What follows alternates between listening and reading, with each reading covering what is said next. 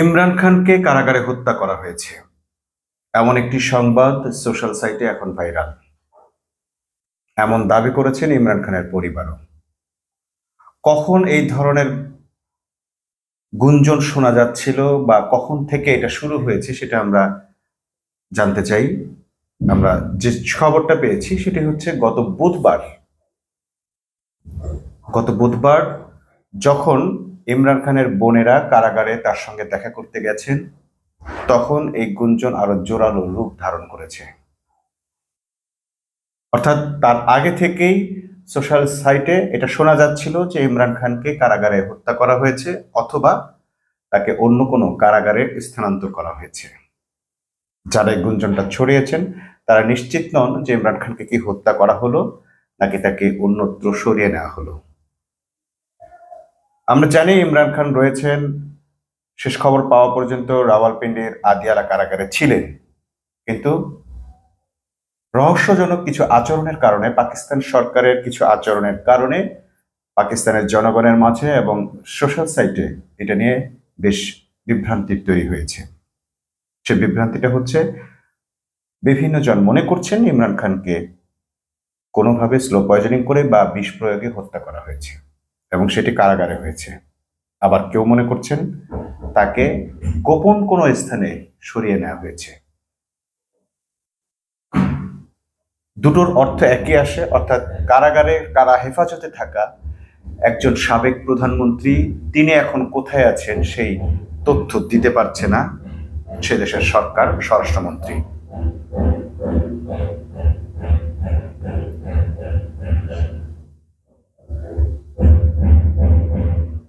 এই পরিস্থিতিতে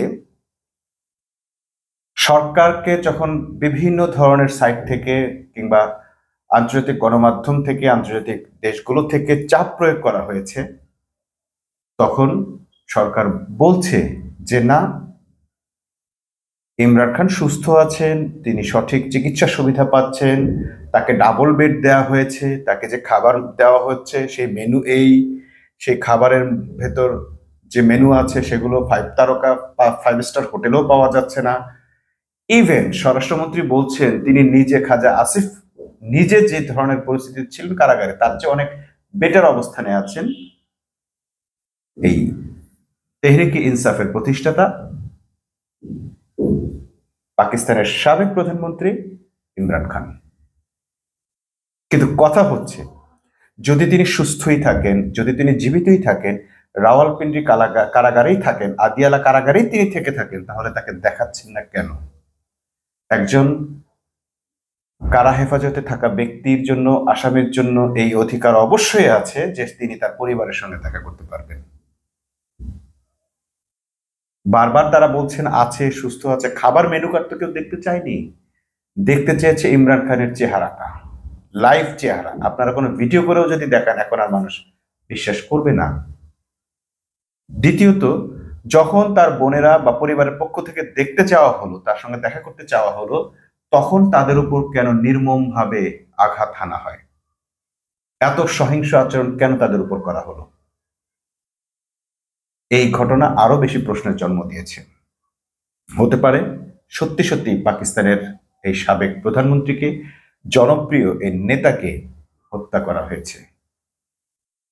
ক্রিকেটে মানুষের মন জয় করে শেষ পর্যন্ত রাজনীতিতেও মন জয় করেছিলেন এই নেতা, কিন্তু তিনি তার দেশের মানুষের জন্য একটি সুন্দর রাষ্ট্র উপহার দিতে গিয়ে, দুর্নীতিমুক্ত রাষ্ট্র উপহার দিতে গিয়ে তার রাষ্ট্রের সংসদ সদস্যদের কাছেই তিনি পরাজিত হন। এই সংসদ সদস্যদেরকে বিদেশি টাকায় কিনে নিয়ে শেষ পর্যন্ত এই নির্বাচিত প্রধানমন্ত্রীর বিরুদ্ধে সংসদ সদস্যদেরকে অনাস্থা ভোট দিতে বাধ্য করা হয়, প্ররোচিত করা হয়। খুব সিম্পলি সংসদ সদস্যদেরকে বিশাল অঙ্কের টাকার বিনিময়ে কিনে নিয়ে তাদের সেই সংসদ ভেঙে দেওয়ার ব্যবস্থা করা হয়। অনাস্থা ভোটে অধিকাংশ মেম্বার অফ পার্লামেন্টের ভোটেই যেহেতু প্রধানমন্ত্রী নির্বাচিত হন, অধিকাংশ মেম্বার অফ পার্লামেন্ট যখন তার ব্যাপারে অনাস্থা পেশ করেছে, সিম্পলি তার ক্ষমতা শেষ, কোনো রক্তপাত নেই, কিচ্ছু নেই। এরপর আমরা দেখেছি ধাপে ধাপে ইমরান খানের পক্ষে সারা পাকিস্তানে বিশাল বিশাল সব জনসভা হয়েছে, বিক্ষোভে ফেটে পড়েছে, মানুষ রক্তে ফুলকির মতো ছুটে গেছে তাকে মুক্ত করার জন্য।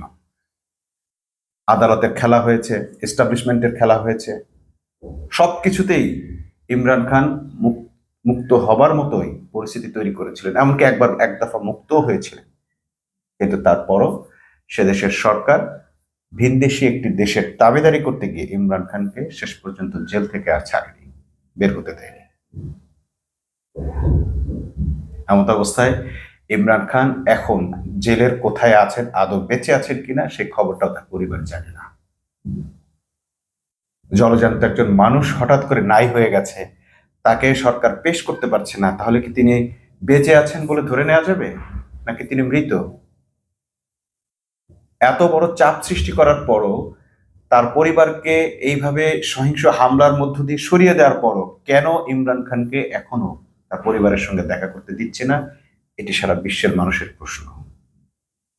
আমাদেরও প্রশ্ন, আদৌ ইমরান খান বেঁচে আছেন কিনা, ইমরান খানের আসলে কি পরিণতি হয়েছে, ইমরান খানের সঙ্গে কি ঘটনা ঘটেছে। স্বরাষ্ট্রমন্ত্রী বলেছেন তিনি ভালো আছেন, সুস্থ আছেন, কিন্তু আমরা অবশ্যই দেখতে চাই ইমরান খান আসলে বেঁচে আছেন কিনা। তার মুখের কথা কেন আমাদেরকে শুনতে হচ্ছে, তার প্রেস ব্রিফিং কেন আমাদেরকে শুনতে হচ্ছে, কেন মেনু কার্ড দেখতে হচ্ছে, সে ডাবল খাটে আছে না সিঙ্গেল খাটে আছে, এটা কেন শুনতে হচ্ছে? তিনি যদি জীবিত থাকেন তাহলে তাকে জীবিত দেখানোর ব্যবস্থা করেন, তার পরিবারের সঙ্গে জেল গেটে বা কারাগারে সাক্ষাতের ব্যবস্থা করেন। পাকিস্তানের সবচেয়ে বেশি জনপ্রিয়তা অর্জনকারী যে মানুষটি, যে প্রধানমন্ত্রী, তাদের মধ্যে একজন হচ্ছেন এই ইমরান খান। তাকে হজম করে ফেলা কি এতই সহজ হবে, নাকি পাকিস্তানকে নতুন করে আবার কোনো রক্তক্ষয়ী সংঘর্ষের দিকে ঠেলে দেওয়া হচ্ছে, সেটি আগামী পরিস্থিতি বলে দিবে। আজকের মধ্যে